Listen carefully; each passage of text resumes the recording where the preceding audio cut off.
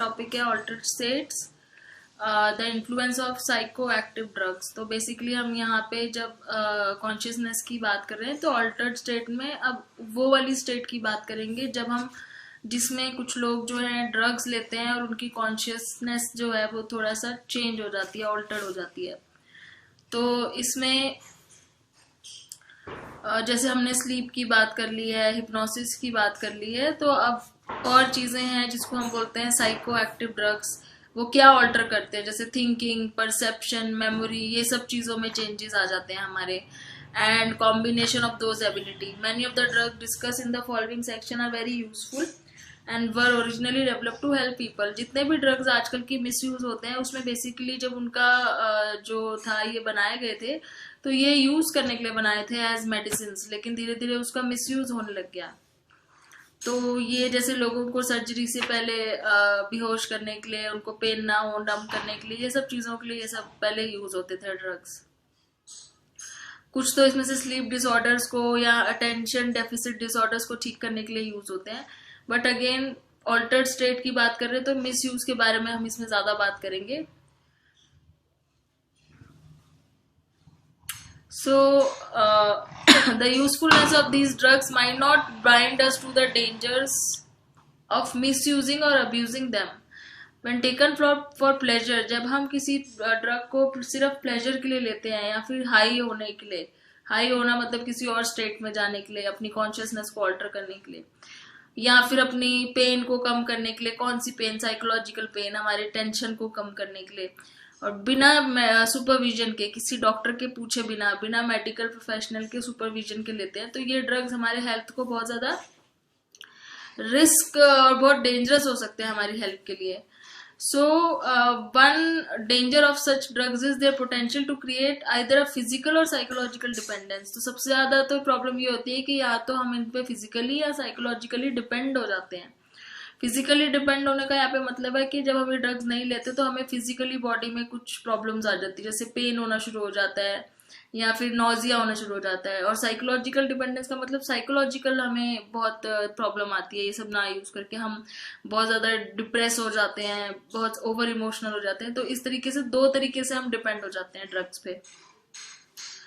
So, drug overdose does not happen only with illegal drugs. Even certain additives in so-called natural supplements can have deadly effect. तो यहाँ पे इन्होंने कुछ ऐसे drugs नीचे discuss किए हैं जो इलीगल है और कुछ ऐसे हैं जो लीगल है, जो अभी भी लोग बड़े आराम से खुलेआम ले रहे हैं, और जो चीज हमें लगता है कि जो हमें नुकसान नहीं भी करेगी फिर भी हम लेते हैं। तो दोनों के ही बहुत डेडली इफेक्ट्स हो सकते हैं ओवर यूज करने की वजह से। एक एग्जाम्पल यहाँ पे ये दिया हुआ है इन्होंने कि ephedra is a substance derive from shrub found in desert areas has been used in supplements that claim to promote weight loss. तो एक ये एग्जाम्पल है यहाँ पे।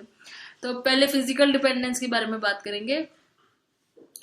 Drugs that can become physically dependent और cause the user's body to crave the drug. Crave the drug का मतलब ये है कि क्रेव करने का मतलब होता है जैसे आप किसी चीज को, आपको बहुत ज्यादा मन कर रहा है खाने का, पीने का, आप रोक नहीं पा रहे अपने आप को। जैसे कभी कभी मीठा खाने का बहुत ज्यादा मन होता है, फिर उसकी आदत पड़ जाती है, फिर आपको रोज करता है, उसको क्रेविंग कहते हैं। After using the drug for some period of time the body becomes unable to function normally without the drug. Physical dependence में क्या होता है कि उसके बिना हमारी बॉडी काम नहीं करती नॉर्मली, इतना डिपेंड हो जाते हैं हम उसके ऊपर, एडिक्ट हो जाते हैं उसके ऊपर, उसको बोलते हैं फिजिकल डिपेंडेंस। और धीरे धीरे हमारी ड्रग टॉलरेंस भी बढ़ती जाती है। पहले आपको जैसे 1 ग्राम ड्रग से ही आपको नॉर्मल मतलब हाई हो, मतलब होना हो, या आप जो ड्रग लेते हो वो 1 ग्राम से ही आपका काम चल जाता है। दूसरे दिन आप लेते हो, दूसरे तीसरे चौथे दिन जब आप लेते हो तो आपको 1 ग्राम से कुछ असर नहीं होता, फिर आपको 2 ग्राम लेना पड़ता है, तब असर होता है। फिर कुछ दिन बाद 3 ग्राम्स। तो ऐसे आपकी टॉलरेंस आपकी बॉडी की बढ़ती जाती है और धीरे धीरे आपकी क्वांटिटी भी बढ़ती जाती है ड्रग लेने की। और एक दिन ऐसा आता है कि जब किसी दिन आपको ओवरडोज होती है और फिर उसके बाद उसका इल इफेक्ट हो जाता है। तो one sine of physical dependence is the development of drug tolerance. Drug tolerance वही है कि धीरे धीरे आपको छोटी क्वांटिटी जो है वो टॉलरेंस बढ़ती जाती है और उससे कोई फर्क नहीं पड़ता, फिर आप ज्यादा लेते हो, नेक्स्ट टाइम और ज्यादा लेते हो। As the person continues to use the drug, larger and larger doses of the drug are needed to achieve the same initial effects of the drug. फिर आता है विड्रॉल सिस्टम। विड्रॉल में क्या होता है, Another sign of physical dependence is that the user experiences symptoms of withdrawal when developed. जब drug नहीं मिलता है तो उनको withdrawal symptoms उनमें नजर आते हैं. withdrawal symptoms का मतलब उनको बहुत प्रॉब्लम होने लगती है उसके बिना, जैसे हेडेक होने लगता है, नॉजिया होने लगता है, irritability to severe pain, cramping, shaking, ये सब चीजें नजर आने, ब्लड प्रेशर बहुत ज्यादा हाई हो जाता है. तो इस तरीके से विड्रॉल सिम्टम्स नजर आते हैं अगर उनको ड्रग ना मिले उस टाइम पे. Many users will take more drug to elevate the symptoms. अब उस टाइम पे क्या करेंगे, जो ड्रग यूजर्स हैं वो और ज्यादा ड्रग लेंगे अपने सिम्टम्स को कंट्रोल करने के लिए, फिर अगली बार फिर से लेंगे, तो इससे ये एक साइकिल बनता जाता है. So this actually an example of negative reinforcement. तो इस चीज को हम बोलते हैं negative reinforcement. So negative reinforcement का मतलब क्या है? The tendency to continue a behaviour that leads to removal or escape from unpleasant circumstances or sensation. जब आप किसी अनप्लेजेंट या खराब सिचुएशन से भागने के लिए कोई चीज लेते हो तो उसको नेगेटिव रीइंफोर्समेंट बोलते हैं. तो यहाँ पे अपने आप को बचाने के लिए, अपने सिम्टम्स को कम करने के लिए दोबारा ड्रग्स लेते हैं. फिर आती है साइकोलॉजिकल डिपेंडेंस. साइकोलॉजिकल डिपेंडेंस में क्या होता है कि not all drugs cause physical dependence, some cause psychological dependent, or the belief that drug is needed to continue feeling of emotional or psychological well-being. मतलब आपको लगता है कि इमोशनली या साइकोलॉजिकली वेल होने के लिए आपको उस ड्रग की जरूरत है. द बॉडी में नॉट नीड, और आपकी बॉडी क्रेव नहीं करेगी, आपको वैसे भी कोई क्रेविंग फीलिंग नहीं होगी, लेकिन आप फिजिकल विड्रॉल सिम्टम्स भी नहीं होंगे, लेकिन तब भी आप कंटिन्यू करोगे ड्रग लेना, बिकॉज आपको लगेगा ऐसा, आप ऐसा सोचोगे कि आपको उसके बिना काम नहीं चलेगा. सो इसमें क्या है, उसकी जो रिवॉर्डिंग प्रॉपर्टीज है ड्रग की, जो उसको लेके आपको, जैसे किसी को उसको ड्रग को लेके बहुत अच्छा लगता है, उसको बहुत पॉजिटिव फीलिंग आती है ड्रग लेने के बाद, वो सारी टेंशन उसकी खत्म हो जाती है, उस तरह की चीज होती है, इसलिए वो उसको लेता है, ना कि कोई विड्रॉल सिम्टम को कम करने के लिए. तो उसको हम बोलते हैं पॉजिटिव रीइंफोर्समेंट. जब हम किसी चीज को तब लेते हैं जब उसके प्लेजरेबल कॉन्सिक्वेंसेज हमें अच्छे लगते हैं. Okay, so although not all drugs produce physical dependence, any drug can become a focus of psychological dependence. कुछ ड्रग्स ऐसे होते हैं जो साइकोलॉजिकली आप डिपेंड हो सकते हो, हमेशा जरूरी नहीं कि आपको फिजिकल विड्रॉल सिम्टम्स ही हो. So the effect of particular drug depends on the category to which it belong. तो काफी सारी इन्होंने नीचे कैटेगरीज डिस्कस करी है जिसमें अलग अलग टाइप के ड्रग्स हैं. अब वो कौन सा डिपेंड, आप उसको ऊपर फिजिकली डिपेंड होते हो या आप उसके ऊपर साइकोलॉजिकली डिपेंड होते हो, वो किस पे, उसकी कैटेगरी पे फर्क आ जाता है कि वो किस कैटेगरी का है. अब जैसे यहाँ पे 4 कैटेगरीज हम नीचे डिस्कस करेंगे चैप्टर में. पहला कैटेगरी आ जाता है स्टिमुलेंट्स का, जिसमें स्टिमुलेंट क्या होते हैं, जो हमारे नर्वस सिस्टम की फंक्शनिंग को फास्ट कर देते हैं, जैसे हमारे हार्ट बीट, हमारी ब्रीदिंग, हमारा ब्लड प्रेशर, रिएक्शन टाइम, ये सब चीजें फास्ट हो जाती हैं. मतलब इतनी फास्ट हो जाती है कि जो हम कंट्रोल नहीं कर पाते, फिर हमारी बॉडी उसके लिए बहुत ज्यादा वो हो जाती है, प्रॉब्लम में आ जाती है. फिर डिप्रेसेंट्स होते हैं जो कम कर देते हैं, जैसे हमारे को नींद आ जाती है इनको खा के, या इनको खा के स्लो हो जाता है सिस्टम, नर्वस सिस्टम. फिर नारकोटिक्स होते हैं, नारकोटिक्स में पेन किलिंग होता है, वो पेन किलिंग के लिए यूज करते हैं, जिसमें ओपियम, पॉपी सबसे ज्यादा फेमस है. ओपियम आपने सुना भी होगा नाम. और लास्ट में जो कैटेगरी है वो हेलुसिनोजेंस है, जिसको खा के हमें हेलुसिनेशंस होती है, अजीब अजीब सी चीजें दिखती हैं, परसेप्शंस हमारा ऑल्टर कर जाता है. तो ये 4 कैटेगरीज हैं जिसको डिटेल में बारी बारी डिस्कस करेंगे इस चैप्टर में अब आगे. तो सबसे पहले इन्होंने स्टिमुलेंट्स के बारे में बात की है, क्योंकि स्टिमुलेंट्स को इन्होंने नाम एक और दिया हुआ है यहाँ पे, इसको हम बोलते हैं इधर सिंपैथेटिक, इसमें इसको अपर्स भी बोलते हैं. अपर्स का मतलब यहाँ पे भी देखो अप लिखा है, इसका मतलब ये है कि हमारे ये नर्वस सिस्टम के फंक्शन को फास्ट कर देता है, इंक्रीज कर देता है. सो ये सिंपैथेटिक डिवीजन हमारा जो है सेंट्रल नर्वस सिस्टम का, उसमें क्या होता है, हमारा हार्ट रेट होता है, हमारी ब्रीदिंग होती है, वो सब चीजें फास्ट हो जाती हैं, स्पीड अप हो जाती हैं स्टिमुलेंट्स को लेके. तो स्टिमुलेंट्स के अंदर जो हमारी पहली कैटेगरी यहाँ पे है, स्टिमुलेंट्स के मैं यहाँ पे फिर नंबरिंग कर दूंगी. पहली जो कैटेगरी है स्टिमुलेंट्स, उसके अंदर जो पहला ड्रग इन्होंने डिस्कस किया है वो है amphetamines. Amphetamines are stimulants that are synthesised in laboratories rather than being found in nature. तो ये लैब में बनता है ये वाला, ये नेचर में नहीं मिलेगा हमें, किसी श्रब में या हर्ब में नहीं मिलेगा, लैब में बनता है. So among the amphetamines are the drugs like, अब इसके अंदर बहुत सारे अलग अलग आते हैं ड्रग, जैसे बेंजीड्रीन है, मेथीड्रीन है, डेक्सीड्रीन है. So some truck driver use amphetamines to stay awake. ये जैसे कि आपने कभी सुना होगा कि रात को जो लॉन्ग ड्राइव, जो ट्रक वाले जो रात को जाते हैं हाईवेज पे, ताकि उनको नींद ना आए, वो ये चीज लेते हैं, क्योंकि ये स्टिमुलेंट है ना, ये आपके नर्वस सिस्टम को फास्ट कर रहे हैं, तो ये आपको नींद नहीं आने देंगे, उस टाइम पे आपको जगा के रखेंगे. और कुछ लोग होते हैं जो डॉक्टर्स भी इनको प्रिस्क्राइब करते हैं डाइट पिल्स की तरह, जो ओवरवेट लोग होते हैं उनके लिए, क्योंकि जब हमारा नर्वस सिस्टम जो है वो फास्ट होता है तो हमारी जो डाइट है वो कम, भूख कम लगती है हमें उस टाइम पे, तो ये डाइट पिल्स की तरह भी दिए जाते हैं. लेकिन ऑब्वियसली ये जो है इनका रिएक्शन जो बाद में होता है वो ठीक नहीं होता. इससे एक रिलेटेड कंपाउंड है ये methamphetamine, is sometime used to treat attention deficit hyperactivity disorder, ये वाला ऑर्डर जिसको ADHD बोलते हैं शॉर्ट में, या फिर नार्कोलेप्सी. नार्कोलेप्सी जो स्लीप डिसऑर्डर जो हमने डिस्कस किया था, तो इन दोनों के लिए भी ये ड्रग, ये वाला ड्रग दिया जाता है. तो बेसिकली ये सारी जो ड्रग्स हैं ये वैसे तो यूज करने के लिए बने थे, बट इसका मिसयूज भी होने लग गया है. ऐसे ही एक है crystal meth, is a crystalline form that can be smoked and is used for recreational drug. People who do not need drugs but instead use them to some. ये वाला जो ड्रग है क्रिस्टल मेथ, इसका कोई use नहीं है, ये खाली रिक्रिएशनल ड्रग है. रिक्रिएशन मतलब उसको लेने के बाद लोगों को अच्छा फील होता है, इसलिए. तो ये सारे स्टिमुलेंट्स हैं जो इस कैटेगरी, इसमें आ जाते हैं, एम्फेटामाइंस की कैटेगरी में जो ड्रग्स आ जाते हैं, स्टिमुलेंट्स हैं ये सारे. सो स्टिमुलेंट्स क्या करते हैं, cause the sympathetic nervous system to go into overdrive. Sympathetic nervous system को फास्ट कर देते हैं, जिसमें हमारा जो हार्ट बीट फास्ट हो जाती है, ब्लड प्रेशर फास्ट हो जाता है, भूख कम हो जाती है, वो सब हम अलर्ट रहते हैं, अवेक रहते हैं. जैसे हमने पढ़ा था कि स्ट्रेस और जब हमारे को फाइट और फ्लाइट वाली सिचुएशन थी, तो जो फाइट वाली सिचुएशन होती है, फ्लाइट वाली, तो हम कितने अलर्ट होते हैं, अवेक होते हैं, वो वाली सिचुएशन आ जाती है इसमें, आर्टिफिशियली कर देता है, और भूख कम लगने लग जाती है. So stimulants won't give an people any extra energy. तो इसमें क्या है, ये एनर्जी कहीं बाहर से आके हमें नहीं देता, हमारी बॉडी की ऑलरेडी जो एनर्जी रिजर्व्ड है, हमने जो पूरा दिन में एनर्जी स्टोर कर रखी है, जो हमारी बॉडी के अंदर एनर्जी स्टोर है पूरा दिन यूज होने के लिए, उसी को एकदम से यूज कर लेता है सारी energy. So they will cause people to burn up whatever energy reserve they have.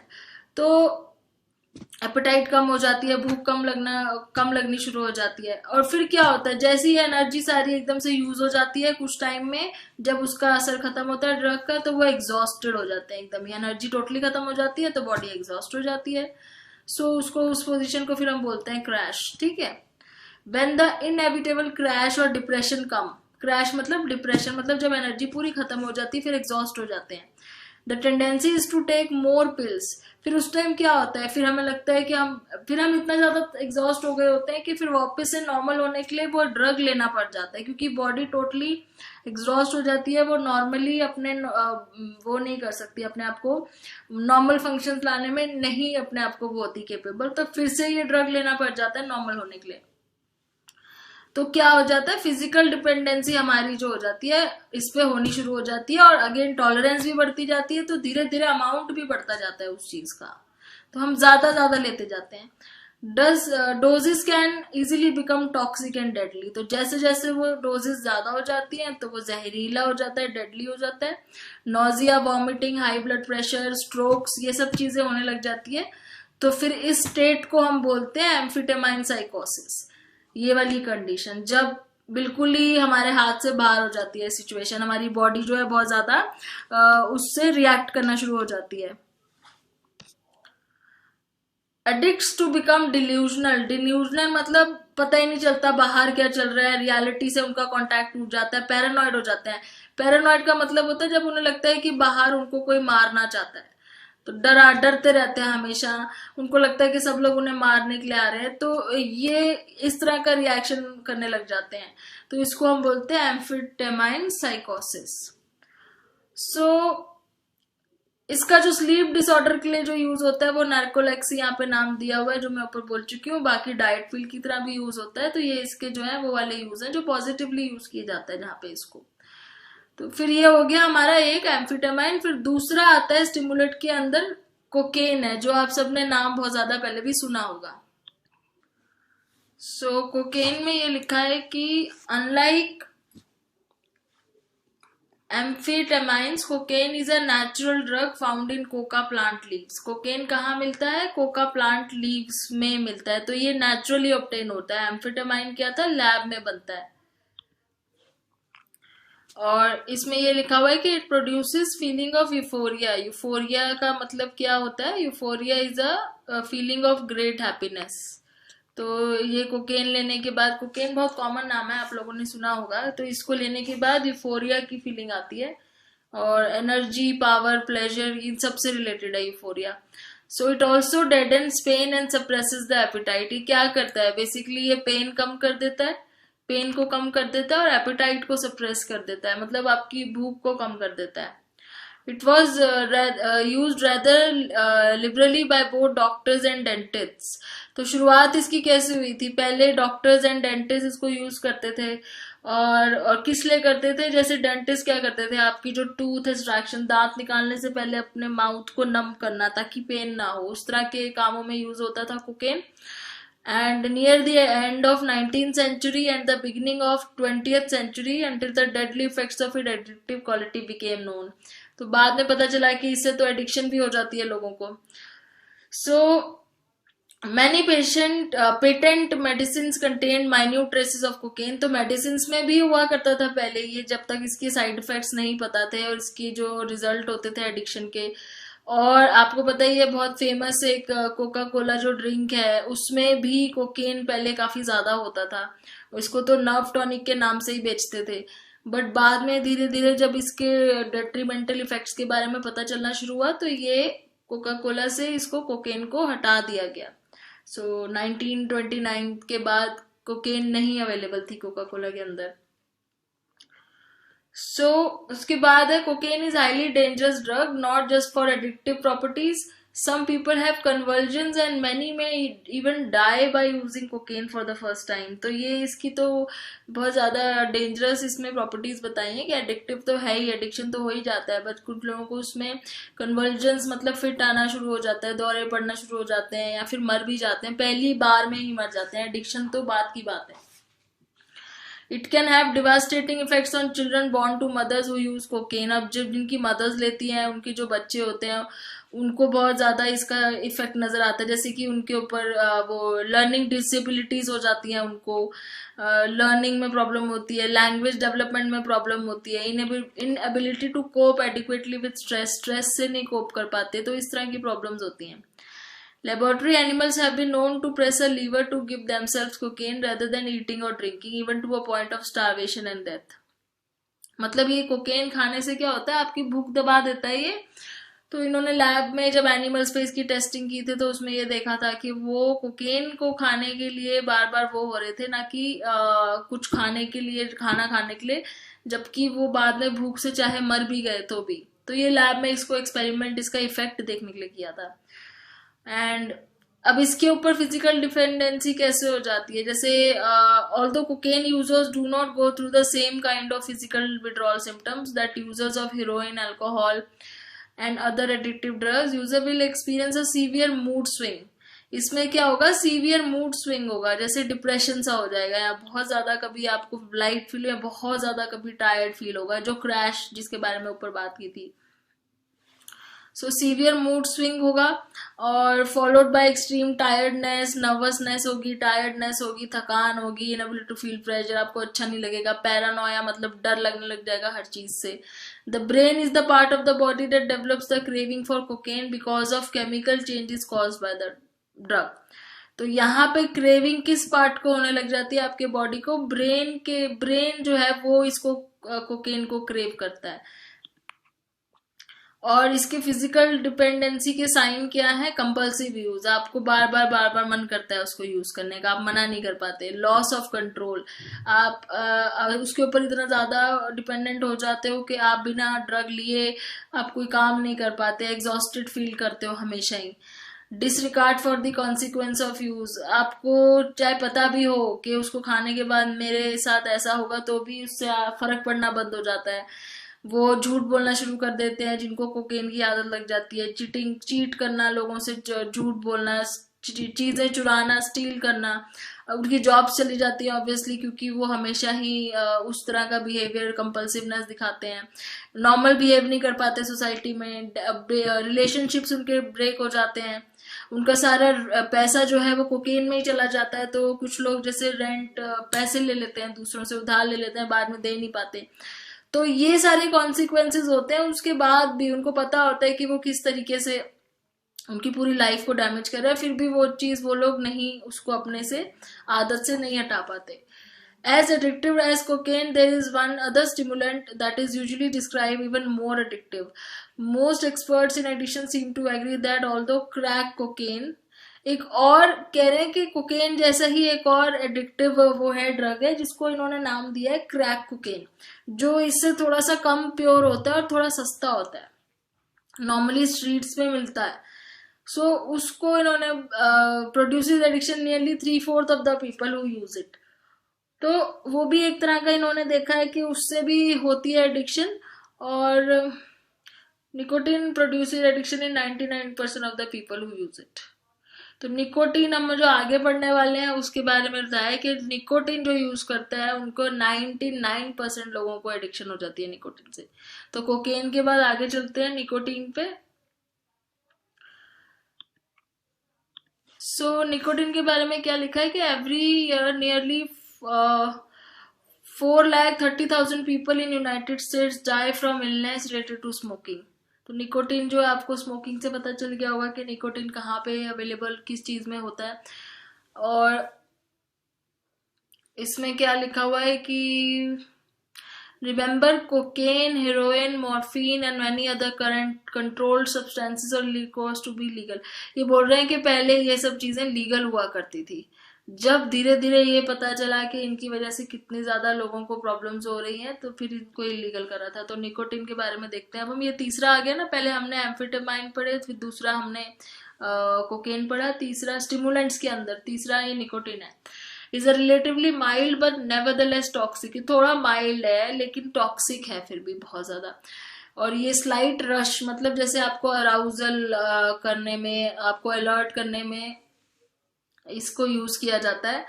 Blood pressure raise कर देता है, हार्ट बीट एक्सेलरेट कर देता है। तो थोड़ा सा एक अराउजल वाला जो है पार्ट इसमें भी है, लेकिन थोड़ा सा माइल्ड है। and it release rush of sugar into the bloodstream by stimulating release of adrenaline. As is the case with many stimulant, it also has a relaxing effect on most people, seems to reduce effect. तो इसका भी बाकी stimulants की तरह relaxing effect होता है और stress कम करने में। तभी तो कुछ लोग जो है जो टेंशन में होते हैं वो स्मोकिंग करते हैं, उनको लगता है कि एक्चुअली में ये करता ही है कि स्ट्रेस कम करता है, क्योंकि ये अराउज कर रहा है आपकी बॉडी के, फास्ट कर रहा है नर्वस सिस्टम को, तो आपका स्ट्रेस कम होता है, उससे रिलैक्सिंग इफेक्ट आता है। इसमें लिखा है कि पहले से अमेरिकन जो है कम स्मोक कर रहे हैं, मतलब पहले डाउन टू अबाउट 25%, पहले 40% करते थे, अब 25 कर रहे हैं। लेकिन सबसे ज्यादा मेन बात इसमें नोटिस करने वाली है कि वुमेन एंड टीनेजर्स ज्यादा कर रहे हैं। पहले सिर्फ मेन करते थे, अब वुमेन और टीनेजर्स की जो क्वांटिटी, वो नंबर ज्यादा है जो स्मोकिंग करते हैं, जो कि बहुत ज्यादा डेंजरस है उनके लिए। और निकोटीन 1920 और 1930 में इसका यूज होता था इंसेक्टिसाइड मतलब इंसेक्ट्स को मारने के लिए इसका यूज होता था। अब आप सोचो, खुद ही इंसेक्टिसाइड है, लेकिन अब आप खुद उस चीज को ले रहे हो अगर, तो उसका क्या इफेक्ट होगा। The amount although the amount of nicotine in a cigarette is low. अब थोड़ा सा इन्होंने उसका अमाउंट कम कर दिया है, लेकिन जो फर्स्ट टाइम स्मोकर्स होते हैं ना, उनको अभी भी उसको लेके कई बार नॉजिया वाली फीलिंग आती है, बहुत वॉमिटिंग जैसी फीलिंग आती है उसके जहर की वजह से। Quitting is a good idea but hard to accomplish. अब क्या है, बहुत लोग आपको पता है स्मोकिंग छोड़ना चाहते हैं, लेकिन उनके लिए बहुत ज्यादा हार्ड हो जाता है। बहुत कम लोग ऐसे होते हैं जो सडनली उसको छोड़ पाते हैं।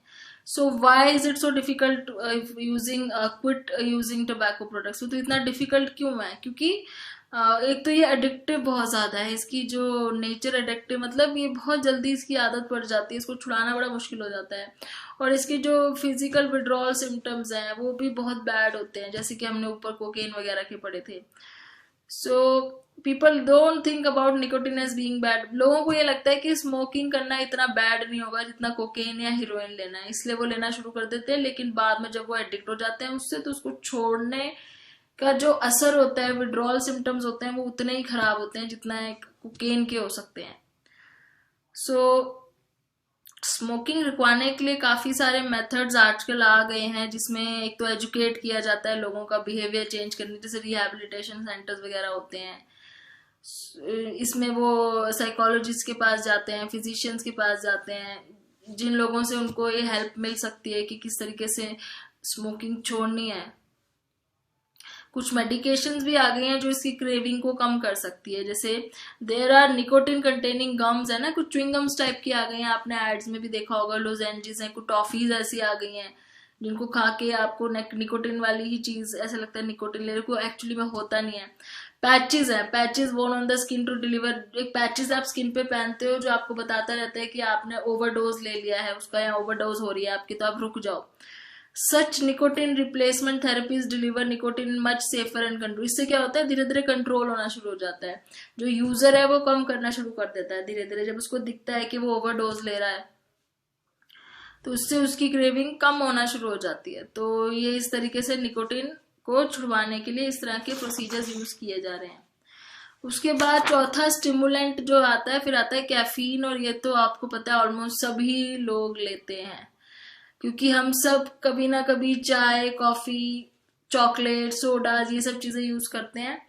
सो ये भी एक स्टिमुलेंट है। जब हमें रात को नींद आ रही होती है और हमें पढ़ना होता है, हम जागने के लिए कॉफी पी लेते हैं या चाय पी लेते हैं, तो ये भी एक स्टिमुलेंट है।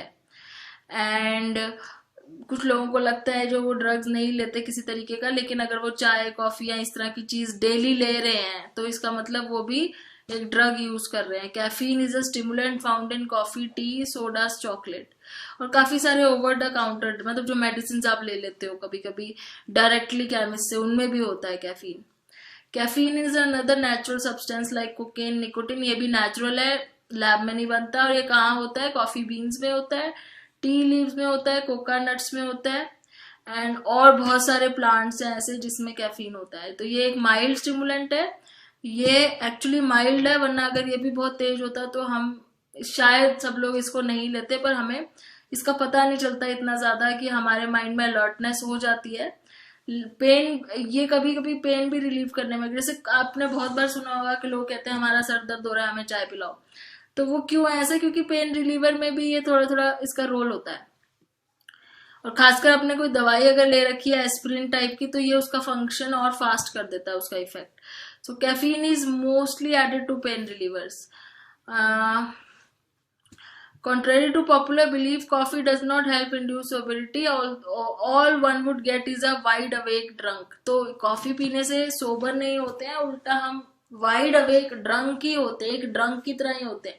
मतलब हम भी एक तरीके से अल्कोहल ही ले रहे हैं अगर हम कॉफी पी रहे हैं, लेकिन वाइड, उसमें हम वो वाली हरकतें ना करके वाइड अवेक, अलर्ट हो जाते हैं एक्स्ट्रा। और उसमें एसिड भी होता है, तो कभी कभी हमें एसिडिटी भी होती है कॉफी या चाय पीने से।